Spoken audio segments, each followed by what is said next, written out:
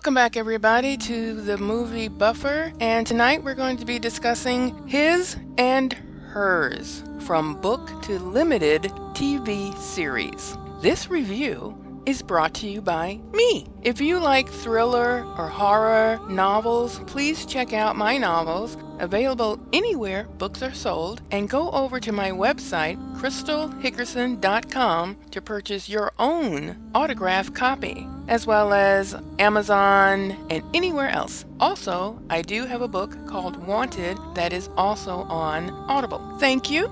Now on to the review. His and Hers is an American mystery thriller limited series starring Tessa Thompson, Jon Bernthal, Pablo Schreiber, Rebecca Rittenhouse, and Sunita Mani. It is based on the 2020 novel by Alice Feeney, sharing the same title, and debuted on Netflix on January 8th, 2026. Now, as I go through this, I'm going to be talking about the series itself. Minimal spoilers. I'm trying not to do any spoilers. There may be one or two, but they're so small that it won't even affect your watching. Okay? Just to warn you about that. So if you don't want any spoilers whatsoever, then don't watch this until after you watch the series. But it's minimal, so it won't even mess you up.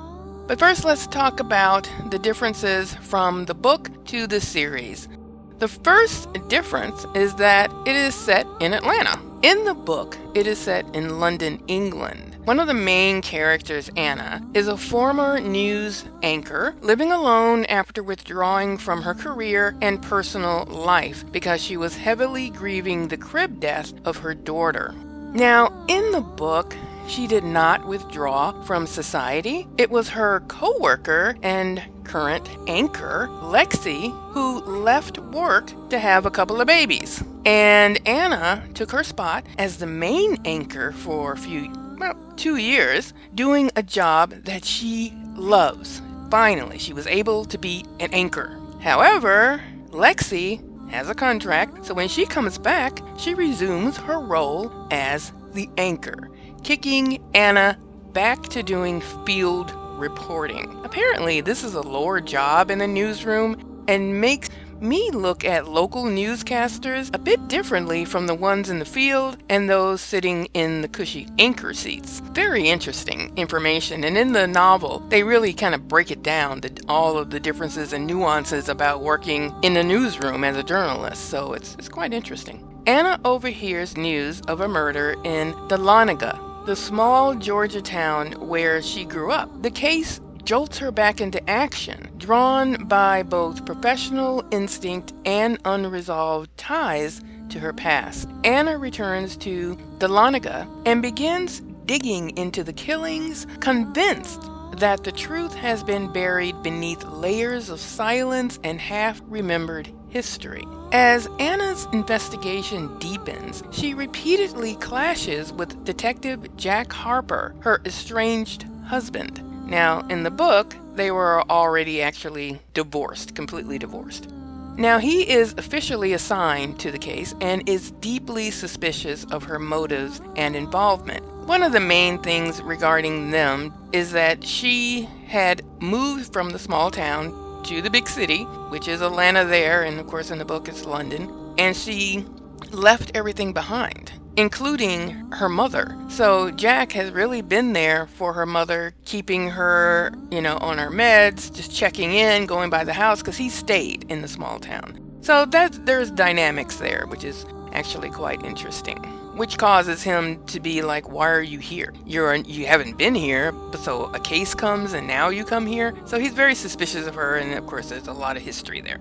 This series is played out with a ton of back and forth in time, where there's memories when Anna was in high school and hung around the quintessential mean girls. There is mystery about who is doing these killings and who is the actual kind of serial murderer. As both Anna and Detective Harper try to identify the killer who is knocking off her old friends one by one, we get some backstory on what these girls kind of did to each other. The first person that is killed was the main ringleader, Rachel, and she was basically a little evil witch, to put it mildly, who led the friend group like a mob boss. Get in line or else. This part of the story in the novel is played pretty much the same on screen. Each murder was basically the same, except for the very last murder, which in the book was, to me, a bit discombobulated. It was a little confusing and weird and all that. It was very odd. And the way they handled it in the series just made more practical sense, in my opinion. So I totally agree with them revising that piece. The narration in the book was excellent. The story is told by three persons' perspectives. Anna, Detective Harper, and the killer's voice, which is interesting because it's called His&Hers because it's taking it from the perspective of Anna and then taking it from the perspective of Detective Harper, Jack. But there is a killer's voice in there also. So to me, the book is mainly three sides to the story, to any story. Your perspective, my perspective, and the truth. And in this novel, the killer's voice is telling you the truth of what really happened because they did it. I'm not going to say he or she, but they did it. I really enjoyed that dynamic. Even though we hear the voice of the killer, though it was distorted, we don't definitively find out who the killer is until the very end.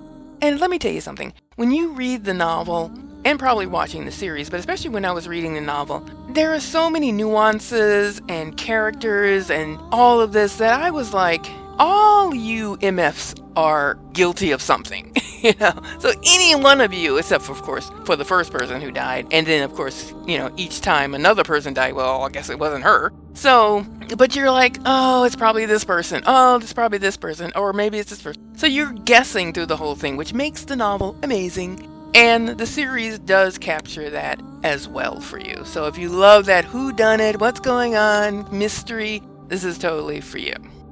The novel, to me, was very well written and very suspenseful, like I said. You really get to know each character and the depths of their personalities, which I always appreciate. I thoroughly enjoyed this novel. The series, it did take me a minute to get into the first episode, maybe only because I had just finished reading the book, and it was definitely a different feel.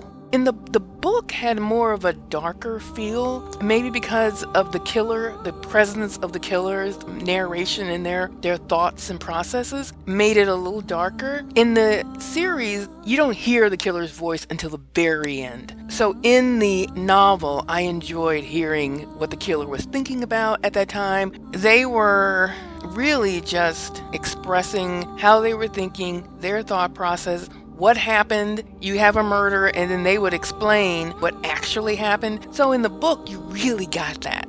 And that was really cool. But it made the novel a lot darker than the series because they didn't do that in the series. So, that's kind of a different feel. So it took me a minute to kind of get into it. But I did get into it. But I had to adjust my thinking, I guess. The ending in the series was emotional and amazing. And I thought they did a great job giving you the complexity of the killer's character once they were finally revealed. In the end, you do kind of get all of that information from the killer's perspective, but it doesn't happen to the end when they finally reveal it. I guess I kind of get that. So, have you watched the series His&Hers? Did you read the novel by Alice Feeney? If you haven't, I highly recommend both. Please leave a like and a comment below of how you felt about this series and novel. And as always, peace, 2 fingers.